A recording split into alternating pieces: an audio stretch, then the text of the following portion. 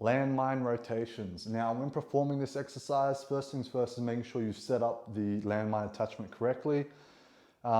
If you click the link in the description box below, it'll show you how to set up the movement. So once you've watched that, we'll get into the exercise. So grabbing the bar, make sure you have an even palm grip at the very end of the bar. We don't want a mixed grip. We want an overhand grip, thumb on the top, fingers interlocking. Arms are going to be straight as an arrow. Ideally, the arms never bend throughout the exercise. I'm going to be slightly leaning forward. My feet are going to be wider than hip width. My toes are out. And then I'm going to rotate. Weight's going to come down to my hip. I'm going to, boom, pump it up. Down to my hip, rotate, bring it back to neutral. Down to my hip, rotate, bring it back to neutral. Rotate, bring it back to neutral.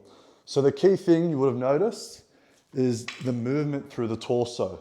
The bar comes down to the hip, and as it's moving to one side, my chest is then rotating. I'm not using my arms and biceps to lift and move this weight. The movement is occurring through my torso and my hips. Down, thrust, down, thrust. Arms straight, arms straight. Some other things to keep in mind. Try not to use momentum. We don't want to be bouncing whilst performing the exercise. Keeping the arms straight, as I mentioned before.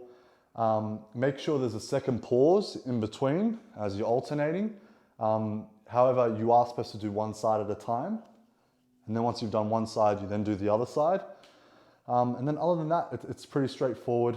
You should feel it particularly through your obliques if you're doing it correctly.